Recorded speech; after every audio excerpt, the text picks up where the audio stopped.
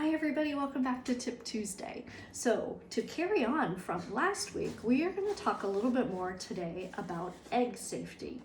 Since I posted my video last week talking about how eggs can float to the top when they're getting a bit old, I've had some conversations with the Egg Nutrition Center and some other people and found out a lot more about eggs and why they may float and what really is a good indicator of a safe to eat egg. So we're going to talk a little bit more about that and some other egg safety tips. So eggs. All right. Why would an egg float? So eggs' shells are very porous, and over time air can get inside the egg, or does get inside the egg, and there's a little air pocket in there, and it over time will just expand, and that might be why your egg would float.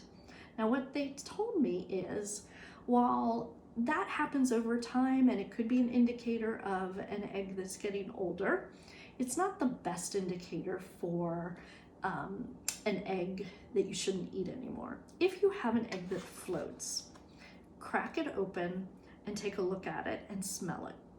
An egg that has gone bad or is past its time is going to have an off color and an off odor. And if you see any of those, just get rid of it or smell any.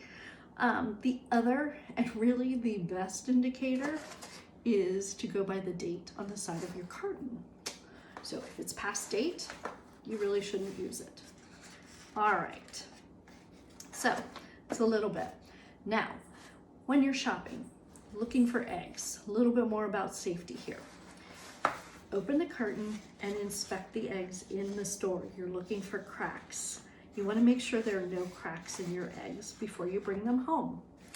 Got a carton with no cracks? Great. You see a cracked egg, leave it there. You don't want it. Cracks are just a great way for bacteria to get in the egg, and you really don't want that. So no cracks. Pack up your carton, take it home.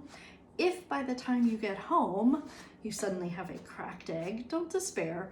Just take that egg out, crack it into a bowl, wrap it up, and put it in your fridge or cook it right away. If you crack it and put it in the fridge, keep it there no more than 2 days, okay? Otherwise, your carton. As soon as you get it home, put it in the refrigerator in the coldest part of the fridge in the back. Don't put it in the door. I know that older refrigerators had a kind of egg rack right in the door. You're opening and closing that door and introducing heat. Those eggs are never going to get to a cold temperature. So always keep them in the carton. 1, because it protects them. 2, you have the date so you know whether or not they're still good. All right. Other things as we're getting ready for Easter and decorating eggs. If you take your eggs out of the fridge, leave them on the counter, don't leave them longer than 2 hours.